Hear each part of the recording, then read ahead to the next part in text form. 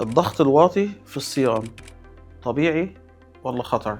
في رمضان ناس بتصوم وتحس بخفة ونشاط، وناس تانية بتحس بدوخة، نهجان أو سواد في العين. ساعات نقول ده طبيعي، وساعات نقلق ونقول أكيد التعب من الصيام. فالسؤال المهم هنا، هل الضغط الواطي في الصيام حاجة عادية ولا علامة إن في حاجة محتاجة تظبيط؟ وهل كل ضغط واطي خطر ولا في فرق لازم نفهمه؟ هنعرف كل ده وكل ما يخص الضغط الواطي النهاردة في الحلقة دي. الدين الإسلامي معلمش الإنسان إنه يضغط على نفسه لحد ما يقع، ولا علمه إن التعب فضيلة. العبادة في معناها الصحيح مرتبطة بالاستقامة والثبات، مش بالمشقة والانهيار. الصيام مش مطلوب فيه إن الإنسان يكمل وهو دايخ أو مش قادر. الصيام مطلوب فيه وعي، إنك تسمع لجسمك وتفهم إشاراته وتتعامل معاه صح. التعب والدوخة في الصيام مش معناها إن العبادة غلط، ولا معناها إن الشخص ضعيف. دي رسالة من الجسم بتقول إن في حاجة محتاجة تتظبط. والصيام الصح مش إننا نتجاهل الرسالة، الصيام الصح إننا نفهمها ونتعامل معاها بعقل، لأن الصيام في جوهره وعي وتنظيم، مش امتناع وخلاص. يعني إيه الضغط واطي؟ الضغط الواطي معناه إن الدم وهو ماشي جوه الشرايين ما بقاش ضاغط بالقوة الكفاية اللي تخليه يوصل لكل الأعضاء بسهولة الدم، خصوصا المخ. لما القوة دي بتقل، المخ أول واحد يحس، لأن حساس لأي نقص في الدم، فيطلع إحساس الدوخة والزغللة والتقل في الراس، أو إن الدنيا بتلف. وأحيانا الشخص يحس كمان بضعف أو نهجان من غير أي مجهود.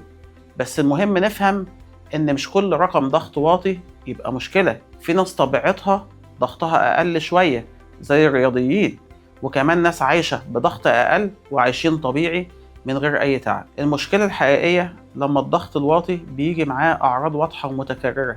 ساعتها الجسم بيقول إن في نقص سوائل، أو في نقص في الطاقة، أو في خلل محتاج يتظبط، وما ينفعش يتساب من غير فهم الحل إيه. ليه الضغط ممكن يوطى في الصيام؟ في الصيام الضغط ممكن يوطى بسبب قلة شرب المية، أو فقدان الأملاح، أو سحور ضعيف أو ملغي، أو الوقوف المفاجئ بعد قعدة طويلة.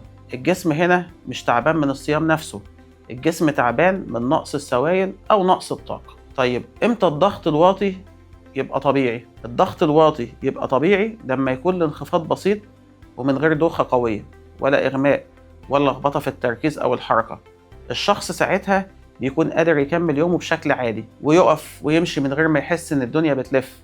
في الحالة دي الضغط الواطي بيبقى غالبا نتيجة هدوء في الجسم، مش خطر عليه.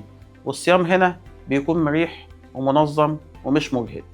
طيب إمتى الضغط الواطي يبقى خطر؟ يبقى خطر لو حصل مع دوخة مستمرة، زغللة قوية في العين، غثيان، إغماء، أو عدم القدرة على الوقوف أو الحركة. ساعتها الفطار أمان مش ضعف، لأن الجسم بيطلب حماية.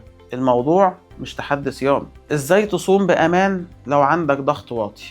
هتاخد سحور محترم فيه بروتين ونشويات، اشرب مية كفاية ما بين المغرب والفجر، فطار متدرج من غير أي استعجال، وإنك تقوم بهدوء بعد القعدة أو النوم. كده الجسم يكمل الصيام بثبات. الخلاصة، الصيام مش سباق تحمل، الصيام عبادة وعي. لو جسمك ثابت كمل، لو جسمك بينبهك اسمع له، لأن التوازن في الصيام أهم من العناد. استنوني في حلقة جديدة من برنامج صيامك صح، ودلوقتي هسيبكم مع النظام الغذائي لليوم ال19. سلام عليكم.